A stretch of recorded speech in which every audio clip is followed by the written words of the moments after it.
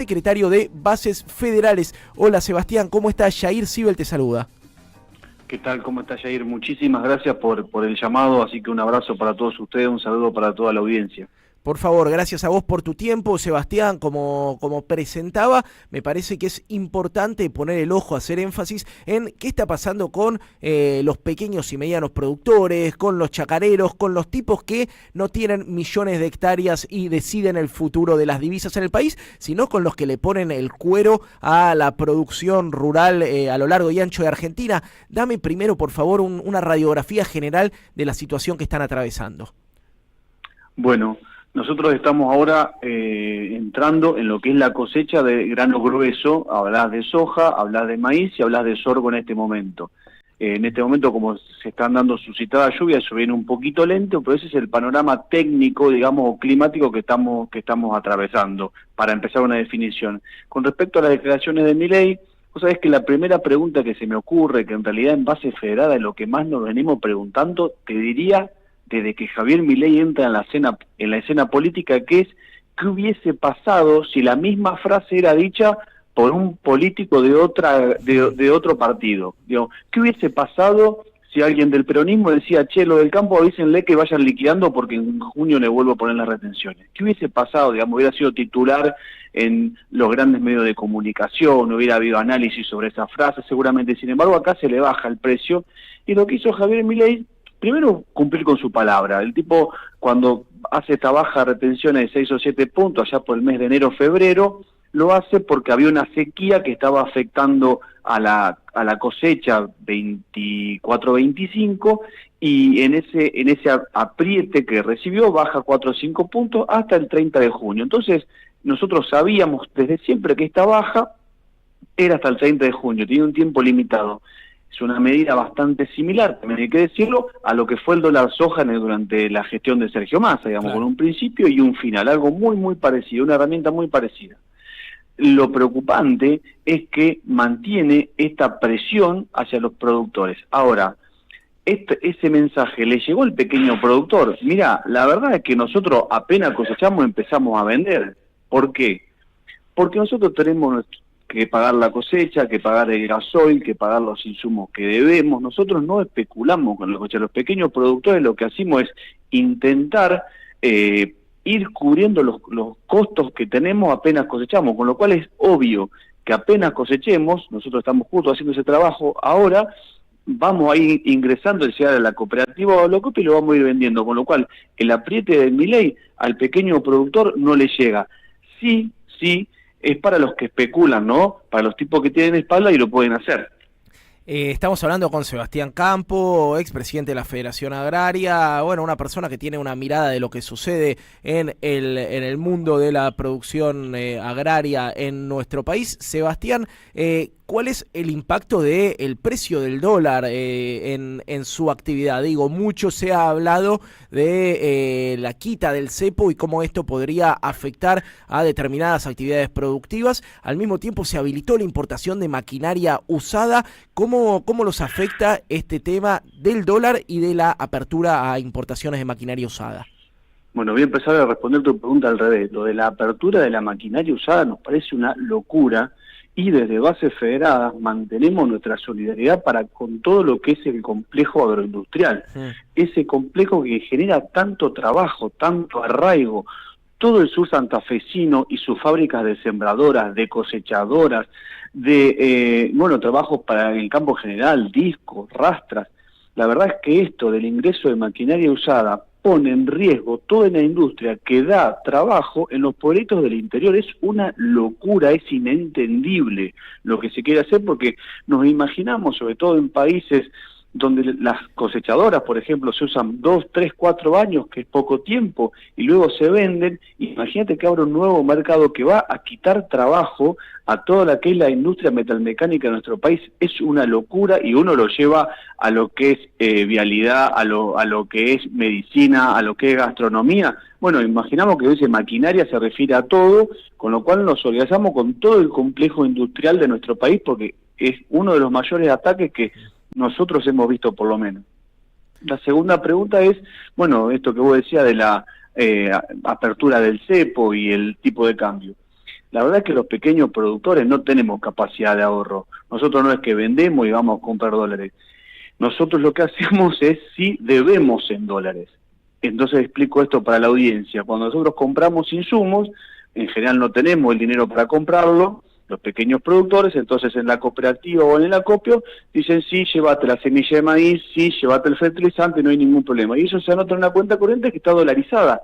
Todos los insumos del agro están dolarizados. Y vos lo que debes son dólares. Cuando vos llega el momento de pagar, que en general es el 30 de mayo, para cuando finaliza la cosecha, te dicen, ¿cuánto me debes? $100, y eso se multiplica por el tipo de cambio oficial, con lo cual todos estos movimientos a nosotros nos impactan y necesitamos entonces más cantidad de granos, necesitamos entonces más horas de trabajo para pagar el mismo insumo. No sé si estoy siendo claro con la explicación que estoy dando. Clarísimo, estamos hablando con Sebastián Campo, expresidente de la Federación Agraria. No voy a hacer ningún chiste con que te llame Sebastián Campo y seas un dirigente agrario porque es el lugar más común al que te habrán llevado, pero sí, aprovechando tu apellido, quiero remitirme a qué pasa a nivel político con los productores agrarios, los pequeños y medianos. Digo, obviamente venimos de una distancia grande que se creó en el 2008 en el conflicto entre las patronales, las grandes patronales y el entonces gobierno peronista, pero también, por lo menos esta es mi visión personal, hubo un momento en donde las voces de los pequeños productores, pequeños y medianos, eran voces más fuertes y que tenían una mirada mucho más nacional que la que pueden tener Cargill, Dreyfus, Deza, los grandes monopolios agroexportadores. Vicentín, pienso en la voz de Pedro Peretti en su momento, incluso también en tu persona. ¿Cómo está el sector con el gobierno de Javier Milei y cómo ves las posiciones políticas que conviven dentro del sector agrario en Argentina? Abordás un tema que para mí es fundamental y es clave, que es la identidad agropecuaria, la identidad chacarera, la identidad del pequeño productor, que lamentablemente desde 2008 para acá se ha perdido. Y es una de las peores consecuencias, si no la peor, de la creación de lo que hoy se denomina la mesa de enlace, que hasta el día de hoy yo no entiendo por qué continúa la mesa de enlace. Primero porque está formada por entidades que nada tienen que ver en su historia. El nacimiento de la sociedad argentina nada tiene que ver con el grito de Alcorta de 1912 de la Federación Agraria Argentina.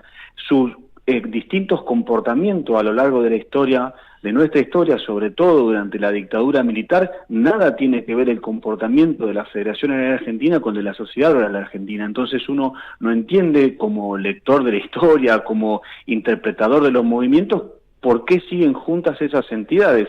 Que uno puede entender el 2008, la verdad es que la 125 era realmente una retención demasiado elevada, recordemos que se elevaba al 44%, hoy están en un 33%, y a lo mejor uno entiende que en esa coyuntura, bueno, se coincidió. Y habrá temas donde seguramente se coincida, no sé, digo, el estado de los caminos, digo, pedir un patrullero para que recorra el campo, hay puntos en común, pero la historia de las entidades son muy distintas.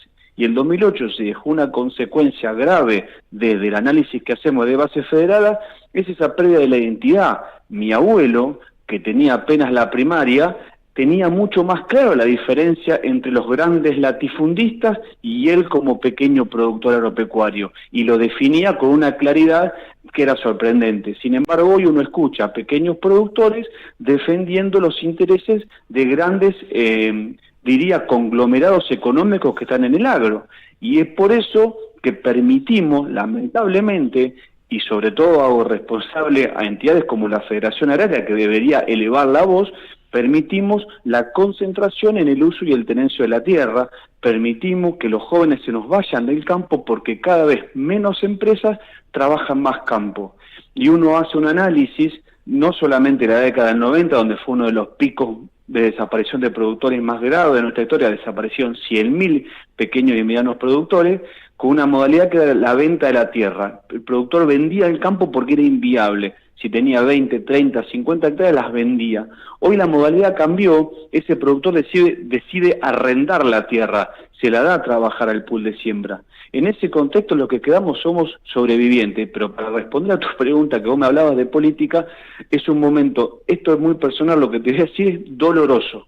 Mirá. Escuchar escuchar algunas declaraciones es doloroso, pero lo que es más doloroso aún son los silencios. Lo que a mí más me duele es que no salgan las entidades a hablar de la gravedad de la apertura de alimentos de otros países, porque pone a competir de manera desleal con nuestros pequeños productores de las economías regionales. Y hay un silencio de misa, y cuando en otro gobierno de otro color político, con cualquier cosita, un tractorazo, ¿viste? Entonces uno no entiende esa vara diferente con la que se mide, y la verdad es que la dirigencia agropecuaria hoy, por eso nosotros llamamos esta entidad, por eso estamos cómodos en bases federadas, porque sentimos que damos una representatividad a aquel pequeño y mediano productor que hoy sobrevive a los grandes pools de siembra que con complicidad de las políticas públicas siguen avanzando de manera desmedida. Sebastián, muchísimas gracias por esta comunicación, muy interesante escucharte y reivindicar esta posición que evidencia las enormes diferencias entre aquel que labura la tierra y aquel que subalquila para que otros la trabajen y acopia ganancias. Esperemos tenerte pronto aquí en la radio. Si andás por la ciudad de Buenos Aires, sabés que las puertas están abiertas. No, el agradecido soy yo. Para nosotros es muy importante llevar esta voz que es silenciada desde hace décadas, que es silenciada, y que con la construcción de la mesa de enlace han logrado homogeneizar un sector que es muy heterogéneo, y eso nos preocupa, y por eso cada vez que tenemos un micrófono cerca, un medio cerca, lo aprovechamos para marcar esa diferencia, así que los agradecidos somos nosotros de Bases Federadas. Las puertas están abiertas como siempre. Gracias, Sebastián, expresidente de la Federación Agraria, dirigente de Bases Federadas. Son las 12:34, estamos pasaditos de la tanda. Cuando volvamos tenemos la columna de un amigo muy especial. Quédate, que le damos hasta las 14 en esto que es Bonavita en 530. AM 530.